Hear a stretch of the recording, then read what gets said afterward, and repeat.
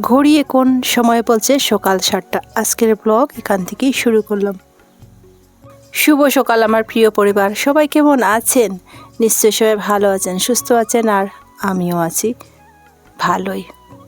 আসাম থেকে আমি সীমা, ডিডিএস ব্লগে আপনাদের সবাইকে স্বাগত আর অনেক অনেক ভালোবাসা জানিয়ে আমার আজকের ব্লগটি শুরু করলাম। প্রতিদিনের মতো আজও কিন্তু সকাল 5টার সময় ঘুম থেকে উঠেছি। তার আগে আমি অফ ক্যামেরাতে আমার সকালে যা সমস্ত কাজ ছিল সব শেষ করে সকালের চাটা খেয়ে চলে এসেছি বিছানা গোছাতে। বিছানা গোছানোর পর কিছু এলোমেলো জিনিস ধুলো আছে, সেগুলো একটু মুছিয়ে পরিষ্কার করে নিচ্ছি। ধুয়ে মুছিয়ে পরিষ্কার করে নিলে দেখতেও সুন্দর হবে, আর গুছিয়ে গাছে রাখলে তো দেখতেও অনেক ভালো লাগে। আর সবসময় সব কাজ কিন্তু করা সম্ভব হয়ে ওঠে না। একদিকে একটা কাজ করলে অন্যদিকে আবার সব কিছু যেন ধুলোময় হয়ে যায়।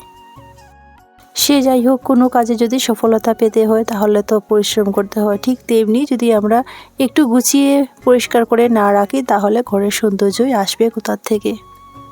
ঘর যেভাবে হোক সেটা যদি পরিপাটি করে গুছিয়ে রাখা যায় তাহলে যেমন দেখতে সৌন্দর্য বাড়ে, তেমনি মনের দিক দিয়ে বলো মনের অনেকটা শান্তিও খুঁজে পাওয়া যায়। গুছানোর পর ওই জায়গাটা দেখতে বেশ ভালো লাগে, আর একটু ওদল বদল হলে দেখার সৌন্দর্য আরও দ্বিগুণ বেড়ে যায়। ওইদিকে আমার আলনার কাপড়গুলো এত এলোমেলো হয়েছিল যে একটা কাপড় খুঁজতে গিয়ে যেন আর একটা কাপড় এলোমেলো হয়ে আমি খুঁজেই পাই না।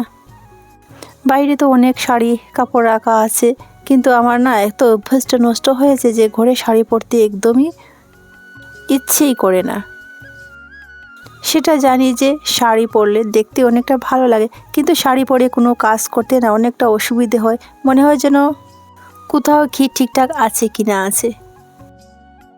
এখানে অনেক কাপড় আছে যেগুলো আমাদের প্রয়োজনে লাগেই না, অথচ কাপড়ে আলনাগুলো ভর্তি হয়ে গেছে।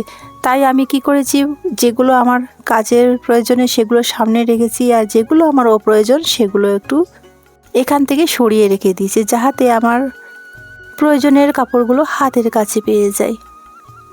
আমার থেকে তো আমার ছেলের আরও অসুবিধে হয়। ও যদি হাতের কাছে কোনো কাপড় খুঁজে না পায় তাহলে তো আমি যেখানেই থাকবো ওই চিল্লিয়ে ডেকে বলবে, মা আমার এটা কোথায় সেটা কোথায় খুঁজিয়ে দাও। তখন আমার কাজ ফেলে ওকে এসে খুঁজে দিতে হয়। তাই আমি আজ কী করেছি, ওর পরার পেন্টিগুলো নিচে রেখেছি আর আমার শাড়িগুলো সব উপরে রেখে দিয়েছি, যাতে ও হাতের কাছে পেয়ে যায় আর জলদি ওর পেন্টগুলো খুঁজতে অসুবিধা না হয়।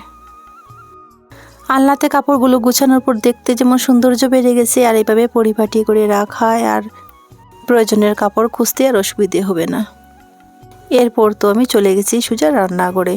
আজ সকালের ব্রেকফাস্টে বানাতে আমার অনেকটা দেরি হয়ে গেছে, কেননা ওই বিছানাঘরের কাজগুলো করতে করতে এরই ফাঁকে আমার বড়বাবু এসে আমাকে জিজ্ঞেস করেছিল যে সকালের ব্রেকফাস্টটা কখন দেবে। তাই আমি ওকে বললাম যে ঠিক আছে, আমি এক্ষুনি বানিয়ে দিচ্ছি। তাই আমি জলদি কী বানাবো কি না ভেবেই পাচ্ছি না।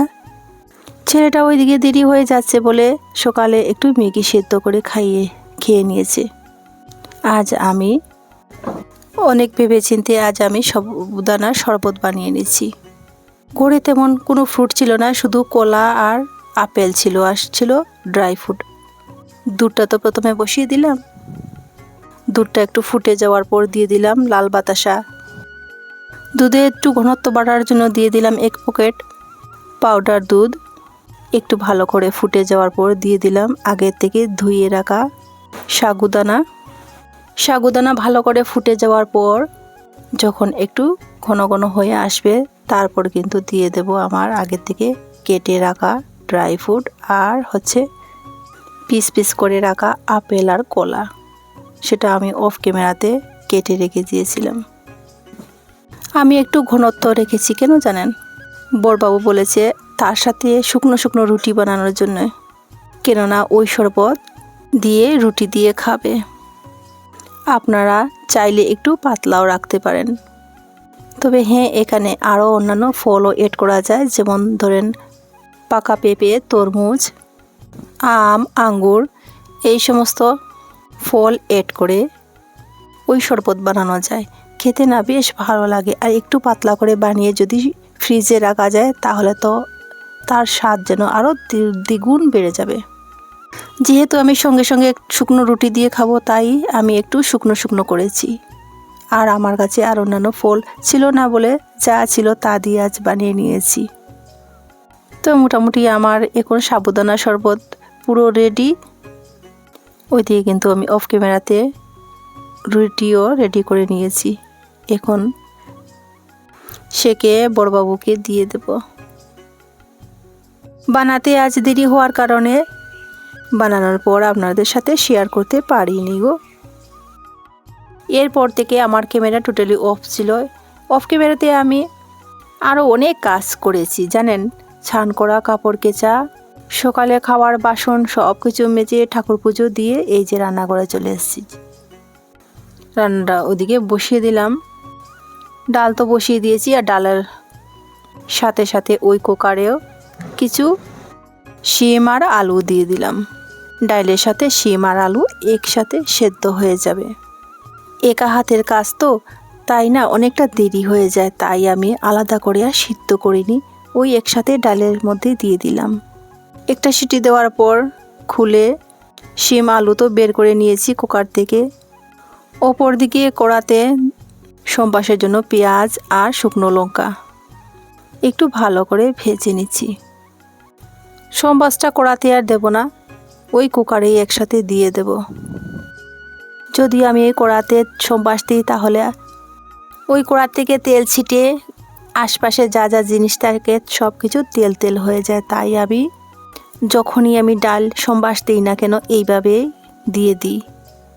তাতে হয় কি, কড়ার থেকে তেলগুলো ছিটে আশপাশে যা জিনিস থাকে সবগুলো ভরে না। সম্বাসের পর খানিকক্ষণ ফুটিয়ে যাওয়ার পর আমি নামিয়ে দেব। আবার যদি এই ডালটা বেশিক্ষণ ফুটানো যায় তাহলে ডালের যে সেন্ট সম্বাসের সেটা আর পাওয়া যাবে না, তাই আমি নামিয়ে নেব। আবার ওই কড়াতে কুচিয়ে রাখা কিছু পেঁয়াজ দিয়ে দিলাম। আজ আমি ডালের সাথে কোনো ভাজা বড়া করব না, শীতল চাটনি। শীতলটাকে আগে ভালো করে ধুয়ে মাথা ফেলে আঁশটাকে ছাড়িয়ে নিয়ে এসেছিলাম। পেঁয়াজ ভাজা হয়ে যাওয়ার পর দিয়ে দিলাম শীতল, দিয়ে দিলাম হলুদ, লঙ্কা গুঁড়ো, নুন। তবে ঝালটা আমাদের ঘরে কেউ খুব একটা বেশি খায় না, আর শীতল চাটনি হলে যেন একটু ঝাল ঝাল হলে খেতে একটু ভালোই লাগে, তাই একটু বেশি করে ঝালটা দিয়েছি। এরপর তো দিয়ে দিলাম রসুনের পেস্ট। সব কিছু দিয়ে ভালো করে ভেজে নিলেই তো তৈরি আমার শীতল চাটনি। মুসুর ডালের সাথে শীতল চাটনি আমার বর ছেলে খুবই ভালোবাসে, খুবই পছন্দ করে।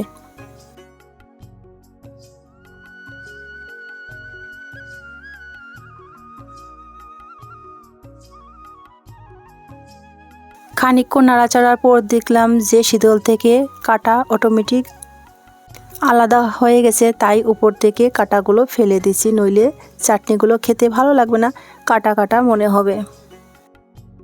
ধৈর্য ধরে যারা এতক্ষণ আমার সাথে আছেন তাদেরকে আমার অন্তর থেকে অসংখ্য ধন্যবাদ আর অনেক অনেক ভালোবাসা। ওইদিকে দেখুন আমার বড়বাবু অনেকটা হেল্প করছে ছান টান করে এসে রেডি খাওয়ার জন্য। তাই শিম আর আলু যে আগে সেদ্ধ দিয়ে রেখেছিলাম সেগুলো এখন ভর্তা বানিয়ে দিচ্ছে। যদি ভিডিওটি আপনাদের কাছে ভালো লাগে তাহলে একটা লাইক দিয়ে পাশে থাকবেন, আর যদি বেশি ভালো লাগে তাহলে সাবস্ক্রাইব করে আমার পাশে থাকবেন। আর যারা অলরেডি সাবস্ক্রাইব করে আমার পাশে আছেন তাদেরকে আমার অন্তর থেকে অসংখ্য ধন্যবাদ আর অনেক অনেক ভালোবাসা। রান্না করতে করতে বাইরে এসে দেখি প্রচুর রৌদ্র, আর যে আগে কাপড়গুলো কেচে দিয়েছিলাম সেগুলো শুকিয়ে তো গেছে, আর হাওয়াও দিচ্ছে প্রচুর, আর হাওয়াতে কাপড়গুলো কোথাও কোথাও পড়ে গেছে। দাঁড়ান আমি আপনাদেরকে দেখাচ্ছি কত হাওয়া দিচ্ছে। দেখুন গাছের পাতাগুলো কত তেজ হাওয়াতে নড়ছে। আছে এখানে পেঁপে গাছ, আর সাথে আছে একটা আমের গাছ, আর আমের মুকুল খুব একটা আসেনি এই বছর। যে অল্প স্বল্প এসেছে, এই যে দেখুন আমের মুকুল আমি আপনাদেরকে জুম করে দেখিয়েছি। হয়তো এই শুকনোতে বৃষ্টি নেই বলে ঝরেও যেতে পারে, যেভাবে হাওয়াও দিচ্ছে। ওই গাছের আমগুলো খেতে খুবই মিষ্টি। কাপড়গুলো নিয়ে এখন ঘরে এসেছি। কি রান্না করেছি চলুন আমি আপনাদেরকে শেয়ার করি। এই যে আমার হালকা পাতলা মুসুর ডাল করেছি শীতল চাটনি, আর আছে ওই যে শিম আলু দিয়ে ভর্তা বানিয়েছি। বাস আজ আমাদের একদমই সিম্পল রান্না। খাওয়া দাওয়ার পর বাসন মেজে দেখলাম আমাদের পুকুর থেকে মাছ এনেছে আমার দেবর। দুটো মাছ দেখুন কত সুন্দর নড়ছে, আর আমি এখন কেটে নেব রাত্রিবেলা রান্না করার জন্য। একটা হচ্ছে পুকুরের রুই মাছ আর অন্যটা হচ্ছে সিলভার মাছ।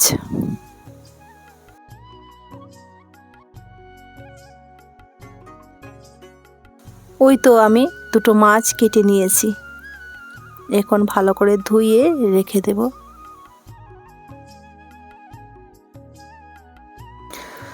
তো বন্ধুরা আজ এই পর্যন্ত, দেখা হচ্ছে নতুন কোনো ভিডিওর সাথে। সবাই সুস্থ থাকুন, ভালো থাকুন, সাবধানে থাকুন। আসি, টাটা।